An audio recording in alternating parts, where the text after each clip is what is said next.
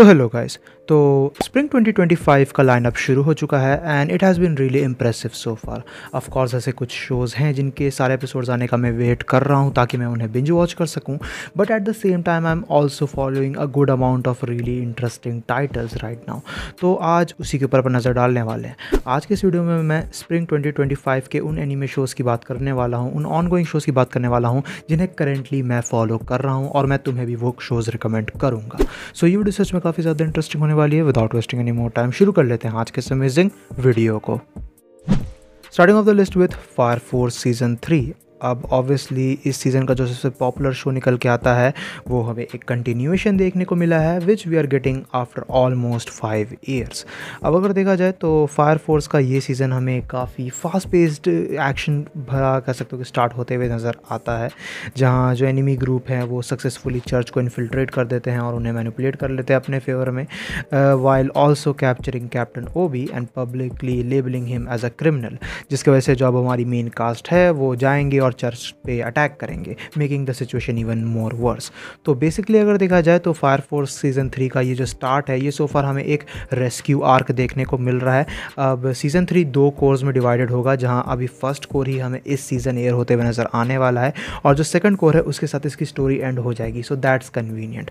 Now it's a shame that Yuki Yase did not return as the director for the season, जो काफ़ी सारे लोगों ने already expect किया ही था।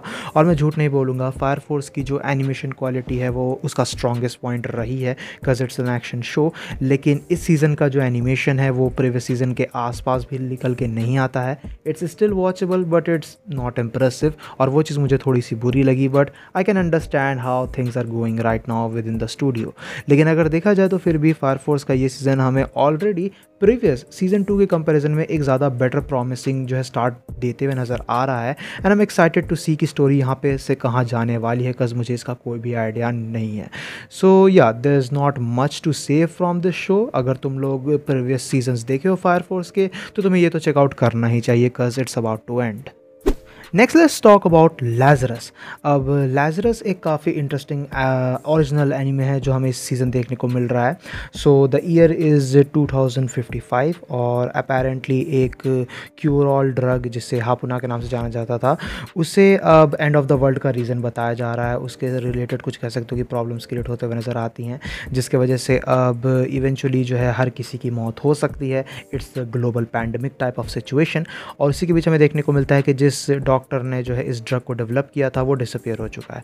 तो इस पर्टिकुलर डॉक्टर को ही खोजने के लिए और इस ड्रग का क्योर ढूंढने के लिए 5 लोगों का एक टास्क फोर्स बनाया जाता है जिन्हें ही लैज़रस के नाम से जाना जाता है, और उनका यही मिशन है कि उन्हें इस पर्टिकुलर डॉक्टर को खोजना है। So far this show has been looking pretty good. मैं तो इस शो को काफ़ी ज़्यादा एंजॉय कर रहा हूँ। Watanabe Shinichiro is back with his charming characters and unique blend to a story. The same guy who is behind stories like Cowboy Bebop, Samurai Champloo and Space Dandy. तो तुम्हें पता है कि तुम्हें क्या एक्सपेक्ट करना है। सो फार story के अंदर हमें कुछ बहुत ही ज़बरदस्त होते हुए देखने को नहीं मिला है, बट एक्शन काफ़ी ज़्यादा बेहतरीन है और इन जनरल कह सकते हो कि ये प्रॉमिसिंग हमें देखने को मिल रहा है कि आगे चल के कुछ बेहतरीन हमें देखने को मिल सकता है इस स्टोरी के within. So I am actually really enjoying it and I am excited to see कि एक ओरिजिनल एनीमे होने की वजह से इससे हमें क्या देखने को मिल सकता है, because I have quite high expectation. Next up let's talk about which watch. अब विच वॉच एक ऑलरेडी काफ़ी पॉपुलर मांगा निकल के आती है जिसके बारे में मैंने काफ़ी कुछ सुना था और इसीलिए इसके एनीमे को लेकर मैं एक्साइटेड भी था and so far it has been really good, not gonna lie.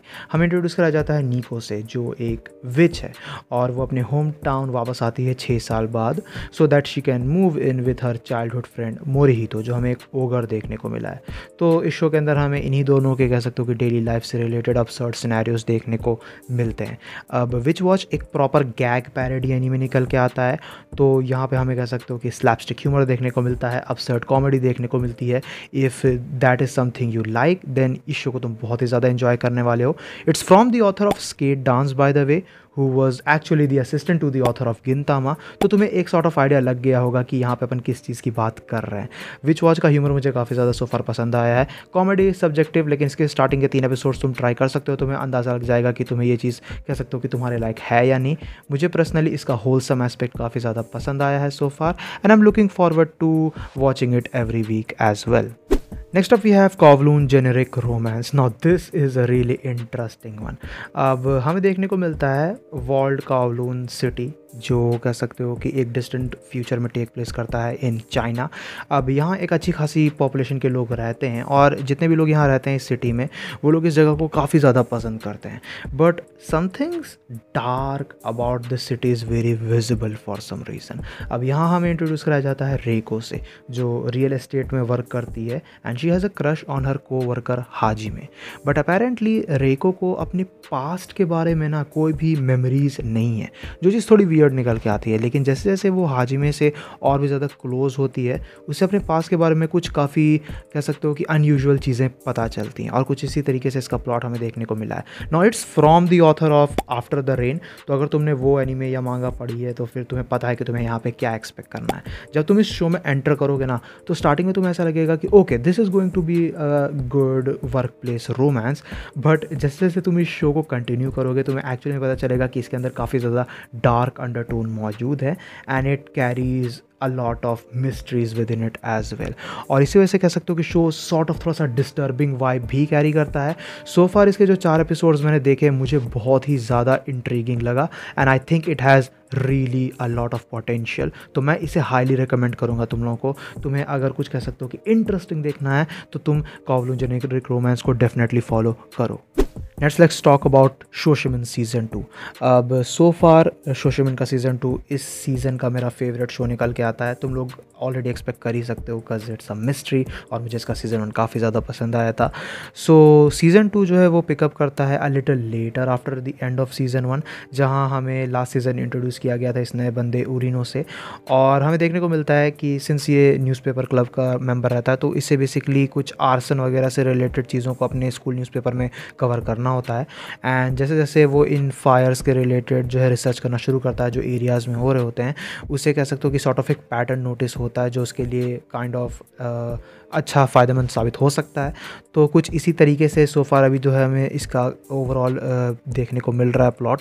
And even though season 1 के अंदर हमने शोशिमिन में एक काफ़ी एपिसोडिक नेचर देखा था, जहाँ हर एक सिंगल एपिसोड में एक प्रॉपर मिस्ट्री हमें देखने को मिलती थी और उसका हमें एग्जीक्यूशन देखने को मिलता था। सो फार जितने भी एपिसोड आए हैं शोशिमिन के इस वीडियो को बनाने के टाइम तक, हमें यही पर्टिकुलर आर्सन फायर रिलेटेड से जो मिस्ट्री है उसी को जो है फॉलोअप किए हुए दिखाया जा रहा है। तो वो चीज़ काफ़ी इंटरेस्टिंग है।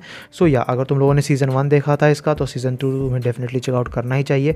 ऑल्दो आई विल से कि एपिसोडिक सो फार फील ना होने की वजह से वो चीज़ थोड़ी सी नर्वस कर देती है तुम्हें देखते टाइम इस शो को। बिकॉज अगर तुम इसे वीकली देखते हो तो एक सॉर्ट ऑफ फ्रस्ट्रेशन बिल्ड हो जाती है हर एपिसोड के एंड होने के साथ, because you want to know what is actually going on. But yeah this is by far my favorite show this season and I'm hoping it keeps getting better. Last but not the least, Shin Samurai Yaiba। अब ये एक काफ़ी surprising show निकल के आया है जो actually में एक रीमेक है जो हमें इस सीज़न देखने को मिल रहा है। सो कुरोगामे याइबा हमें एक सामुराई देखने को मिला है जो एक बच्चा है और उसने अपना मोस्ट ऑफ चाइल्डहुड जंगल्स में ही बिताया अपने फादर के साथ। अब एक स्टूपिड इंसिडेंट की वजह से ये दोनों ही जापान आते हैं और वहाँ आने के बाद कुछ इनकाउंटर्स होते हैं इनसे रिलेटेड, जिसके बाद याइबा को अपना नया राइवल मिलता है जिसका नाम ओनीमारू है। अब इसके बाद आगे चल के कह सकते हो कि कुछ अपसर्ड चीज़ें होती है शो के अंदर, तो वो काफ़ी ज़्यादा इंटरेस्टिंग है। So far this has been really fun. Basically this is from the author of detective Conan.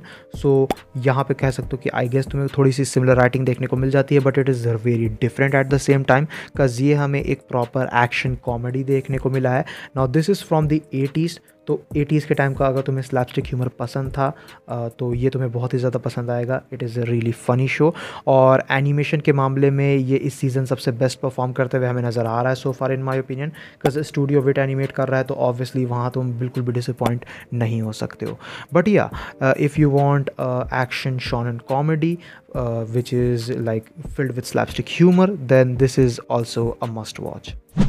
So guys ये थे वो सारे शोज़ जिन्हें मैं अभी करेंटली ऑनगोइंग जो हैं जिन्हें मैं फॉलो कर रहा हूँ। इनके अलावा कुछ ऐसे शोज़ हैं जो अभी एयर हो रहे हैं लेकिन उन्हें मैं फॉलो इसलिए नहीं कर रहा हूँ बिकॉज उन्हें मैं प्रॉबेबली बिंज वॉच करूँगा।